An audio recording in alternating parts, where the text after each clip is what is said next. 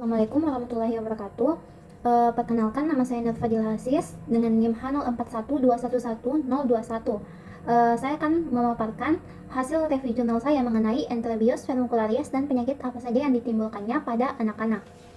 Jadi, Enterobius vermicularis adalah cacing kecil yang berukuran 6-13 mm dari famili Nematoda atau cacing gelang, yang dapat menyebabkan infestasi non-invasif pada usus besar. Enterobius vermicularis juga dikenal sebagai cacing kremi manusia. Cacing ini adalah parasit usus umum yang menginfeksi pada manusia, terutamanya pada anak-anak. Nah, cacing kremi betina memiliki ukuran yang lebih besar daripada cacing kremi jantan.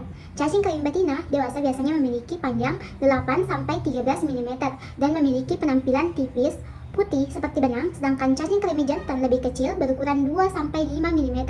Kepala cacing kremi runcing dan ekornya melengkung. Cacing kremi paling sering ditemukan di usus besar dan dubur orang yang terinfeksi. Infeksi Enterobius vermicularis umumnya tidak serius dan dapat diobati dengan obat-obatan, tetapi dapat menyebabkan ketidaknyamanan dan gangguan tidur. Praktik kebersihan yang benar seperti sering mencuci tangan dan mencuci pakaian dan tempat tidur dapat membantu mencegah penyebaran infeksi cacing kremi. Oleh karena itu, penulisan review artikel ini bertujuan untuk memberikan pemahaman yang komprehensif tentang Enterobius vermicularis termasuk epidemiologi, siklus hidup, patogenitas, gejala klinis, diagnosis, pengobatan, dan upaya dalam pencegahannya. Baik, langsung saja ke bagian pembahasan pada jurnal pertama yang berjudul Fatal Case of a Child Harboring Enterobius vermicularis, di mana pada penelitian ini dilaporkan intraluminal dan intramural Enterobius vermicularis pada pasien wanita yang berusia 15 tahun, di mana pasien ini meninggal dunia karena terlambatnya penanganan terhadap gangren usus. Karena usus sudah menjadi gangren, semua udara di usus membuat perutnya menjadi buncit. Jadi pada kasus ini dilaporkan adanya investasi dari Enterobius vermicularis yang dapat menyebabkan komplikasi serius dengan morbiditas dan mortalitas yang signifikan, dan pasien dapat hadir dengan tanda dan gejala atipikal, di mana pada penelitian ini ditemukan bahwa dokter mengalami kesalahan dalam mendiagnosis nyeri perut pada pasien, sehingga akibatnya pasien menjadi meninggal karena adanya komplikasi Enterobius vermicularis dengan appendikis atau sakit perut tersebut, nyeri sakit perut tersebut.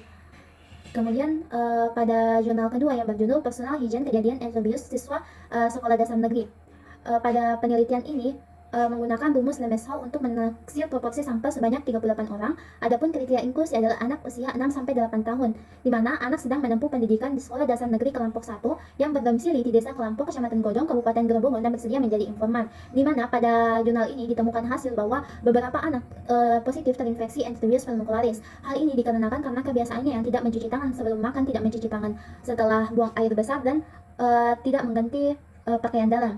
Nah, pada jurnal ketiga yang berjudul Insiden Enterobius vermicularis pada anak usia 5-14 tahun di Dusun Luang Tuna, Desa Bonjeruk, Kecamatan Jonggat, Lombok Tengah. Berdasarkan hasil penelitian menunjukkan bahwa dari total 81 orang yang menjadi sampel dalam penelitian ini, terdapat 42 orang yang terinfeksi Enterobius vermicularis, sedangkan yang tidak terinfeksi sebanyak 39 orang. Jumlah anak yang terinfeksi Enterobius vermicularis lebih banyak dibandingkan dengan yang tidak terinfeksi. Hal ini disebabkan karena anak-anak di Dusun Luang Tuna, Desa Bonjeruk memiliki kesadaran yang minim tentang pengetahuan higien dan sanitasi. Anak-anak di Dusun Luang Tuna, Desa Bonjeruk seringkali bermain di tanah dan terlihat kurang menjaga kebersihan diri dan lingkungan. Tingkat pendidikan ibu yang rendah dan memiliki pengetahuan yang kurang tentang kecacingan, hal ini juga memberikan efek yang besar terhadap penyebaran infeksi cacingan, khususnya kasus enterobius ini. Nah, berdasarkan hasil penelitian terlihat bahwa anak laki-laki lebih banyak terinfeksi dibandingkan dengan anak perempuan. Anak laki-laki yang terinfeksi Enterobius vermicularis sebanyak 23 orang, sedangkan anak perempuan sebanyak 19 orang. Insidensi Enterobius pada anak-anak sekolah dasar mencapai 38%, dengan insidensi pada anak-anak laki-laki lebih tinggi dibandingkan anak perempuan. Hal ini disebabkan karena kebiasaan anak laki-laki yang cenderung lebih suka bermain atau melakukan aktivitas di luar rumah merupakan salah satu faktor yang dapat meningkatkan risiko terinfeksi cacing. Anak dengan rentang usia 5-7 tahun paling banyak terinfeksi Enterobius vermicularis dibandingkan dengan usia rentang 8-10 tahun dan 11-14 tahun. Karena pada usia 5-7 tahun anak sudah masuk usia sekolah yang bermain-main di tanah, dan anak masih belum mempunyai pengetahuan dan kesadaran yang baik tentang higienis. Pada jurnal keempat dengan judul Infeksi Cacing Kremi pada Penderita HIV Positif di Makassar.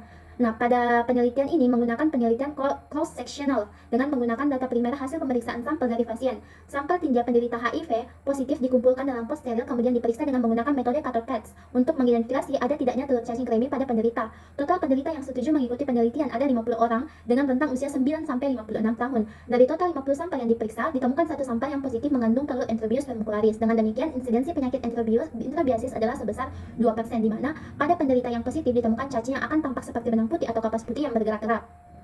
Nah, pada jurnal kelima dengan judul Prevalensi Antrabiasis di Panti Asuhan Anak Putra Utama 1 Jakarta Timur periode Juli-November 2016.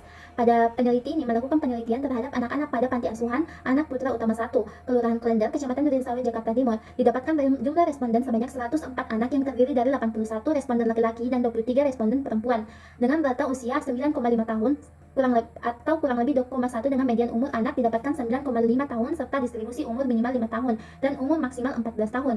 Dari hasil pemeriksaan mikroskopik sampel didapatkan hasil sebanyak 56 responden dengan hasil positif yang terdiri dari 42 sampel pada responden laki-laki dan 14 sampel pada responden perempuan. Hasil penelitian ini sesuai dengan teori bahwa penularan cacing kremi sangat mudah terjadi pada orang-orang yang tinggal dalam satu lingkungan dan prevalensi antrabiasis dapat mencapai 50% pada kelompok ini. Hal ini dikarenakan dari pengamatan peneliti pada anak-anak di panti sosial asuhan Anak Putra Utama 1 memiliki kebiasaan tidak mencuci tangan sebelum makan, menggigit kuku jari, menghisap jari tangan, dan beberapa anak sering menggaruk anus. Saat pengambilan sampel, peneliti mengamati kamar tidur anak dalam satu kamar dihuni 10 anak dan 1 pengasuh. Kurangnya ventilasi kamar sehingga kamar dalam kondisi yang lembab dan kurang masuknya cahaya matahari. Hasil dari pemeriksaan mikroskop positif ditemukannya telur cacing kremi dari sampel alas kasur. Hasil ini didukung dengan teori bahwa telur cacing kremi dapat ditemukan di benda-benda yang ada dalam ruangan, salah satunya yaitu alas kasur. Baik, adapun saran yang dapat saya berikan dari penulisan makalah ini yaitu pentingnya menjaga kebersihan diri seperti mandi tiap hari, mencuci celana dalam dan tidak memakainya jika lembab, tidak menghisap kuku serta senantiasa menjaga agar kasur tidak lembab. Hal ini agar kita senantiasa terlindung dari infeksi cacing kremi Enterobius vermicularis. Mungkin sekian dari saya. Wassalamualaikum warahmatullahi wabarakatuh.